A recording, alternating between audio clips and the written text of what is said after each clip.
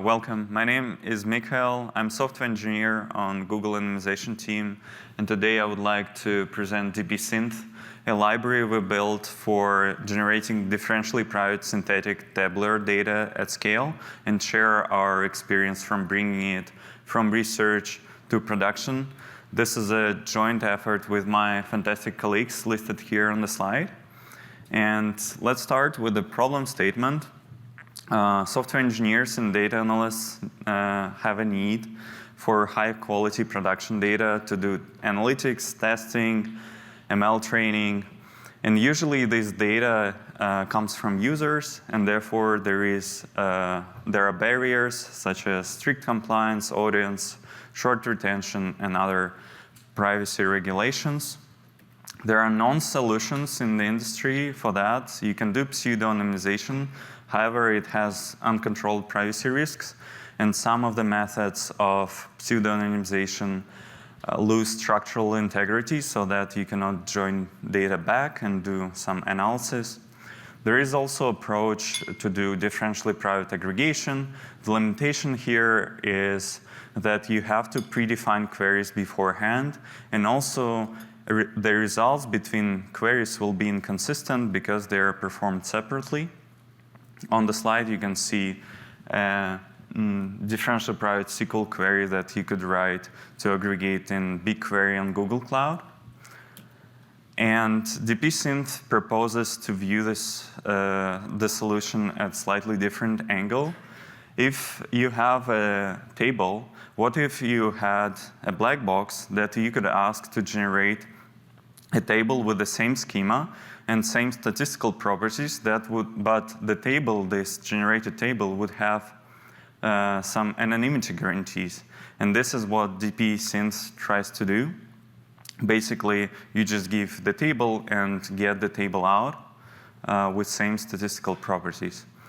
The core principles we focus on is to have formal epsilon delta differential privacy guarantees, make the library scalable to millions of rows and hundreds of columns, make it as usable as possible, table in, table out, and also extensible to further breakthroughs in research on the topic of synthetic tabular data. The schema you describe in DPSynth has two core types. The first one is numerical, where you have to specify minimum and maximum bounds as for any differential privacy algorithm. And the second type is categorical. This is a finite set of possible values. You can either predefine them, then you will be able to hold rare values in this categorical attribute, or you can ask DPSynth to automatically infer that. Then rare values might be dropped due to differentially private histogram method. And this is how the user journey looks like when you use DPSynth. At first, you have to define your schema. In our example, we have columns age, city, and zip. The age is numerical attributes, and here you have to provide reasonable bounds, like 1 and 100. We can imagine that cities we know beforehand, therefore we provide the full list of cities in our real data table. And zip code, we can ask DPSynth to infer automatically. And then you basically just need to read the data and then call the library, giving the real data, the schema, and differentially private parameters. And then you will be able to get synthetic data as many rows as you want. And this is how DPSynth works under the hood.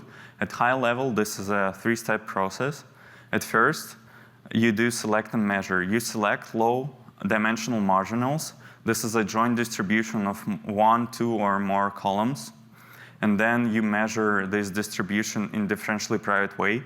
For example, you could take age and city pair, and for each value of the pair of these two columns, count the number of times this pair appears and add some calibrated noise to ensure differential privacy.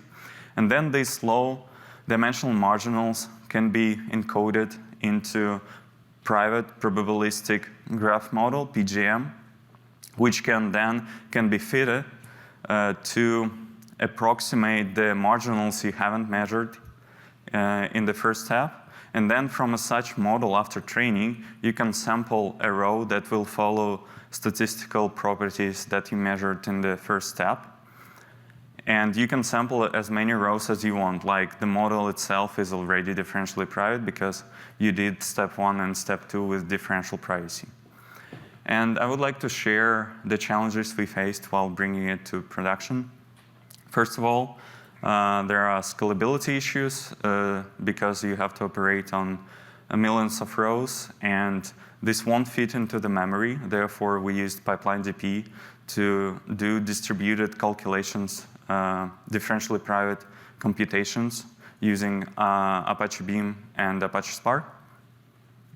And also, the process of training PGM involves a lot of matrix multiplications and gradient backpropagation. Therefore, we use JAX. This is a NumPy-like framework, but optimized for matrix multiplication and gradient computations. The second challenge was actually the data itself. The data in real world is much more complex than just numerical and categorical attributes. First of all, many data structures are nested and contain many different types inside. The approach here can be to flatten them into columns of core types and remove unnecessary columns. For example, we could remove the city column because zip code uniquely identifies it. Arguably, the most challenging is actually cross-row dependencies. Many times, often, the data has dependency. One row depends on the other. It is time series data or event logs. The approach here can be to introduce intermediate representation where you introduce current and next columns, and then as post-processing step, you convert the data to the original schema. There is also cross-column constraints. For example, a person cannot be married if they're under 18. These constraints can be specified in the library API. And in general, we learned that for each application, pre- and post-processing is non-trivial, and usually it has to be done on case-by-case basis.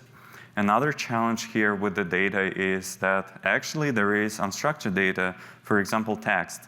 The approach we explore here is we could spin up our own LLM and again ask this LLM something about text, the metadata. For example, what topic it is, a categorical attribute, how many turns it has, what tone the conversation has. And then we have metadata. This is not private, but we use DPSynth to generate synthetic metadata, which follows same statistical properties. And then we use LLM again, giving a row with metadata and asking to generate a text that follows this metadata. Also, we strive to design it as usable as possible because our target audience are software engineers and not DP experts. There are a lot of DP things happening underneath, budget splitting, and also how would you select the marginals. We have auto-marginal selection algorithm for that and reasonable defaults for splitting the privacy budget. However, you can override it if you know what you're doing. You can have fine-grained control. And also, once you generated the synthetic data, the big question is whether it's of good quality. Applying it to the end task can be time-consuming and resource-consuming, expensive. Therefore, there should be some sanity checks before. One of the ways can be to compare the marginals in the original data and in the synthetic data. For example, you can measure L1 distance or do some statistical tests. Also, you can build correlation matrices from original and synthetic data and see that they have the same patterns. Or you can also calculate some domain-specific metrics. For example, if you analyze incomes, you can calculate total income per year per person and see that the distributions match. But in general, we learned that there is no one metric one golden value of a metric. It is very domain-specific. L1 distance of 50 in some cases can be good. In some cases, it can be not good enough.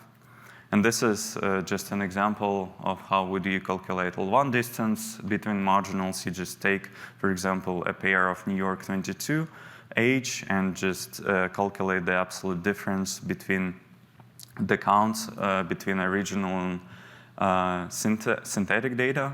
This is how correlation matrix looks like. You see measure the correlation between each pair of columns. The diagonal is 1 just because the data perfectly correlates with itself. And you would expect in your results that zip code and city highly correlate between each other. And you compare this matrix, you can calculate the distance between this matrix between real and synthetic data and assess the quality. And we do apply DPSynth in some use cases already. The first one is test data generation, where we generate data to do testing, quality assurance, and etc. The main challenge here is generalization, because you have to generalize it to many domains and data of different nature. Also, we do help with logs analysis, where developers want analyze user journeys to steer product development, understand which features to implement next. And the challenge here is that you analyze event logs, which are sequential and dependent on each other. This is the challenge I mentioned before. And also the federated analytics related to the previous talk. Basically, you receive the pre-aggregated marginals from devices. And here the challenge is that you don't have access to raw data, and basically what you want to reconstruct realistically looking records that were aggregated on the device already. And I would like to conclude, this was our journey from bringing synthetic tabular research closer to production and deploy it to production. We open sourced our library on GitHub. You can find it and play with it. We open sourced to encourage folks to contribute to this area of research. And the future work we will focus in upcoming months will be built-in support for time series data that I mentioned, and also support for unstructured data with the approach of extracting structured metadata about it. Thank you very much.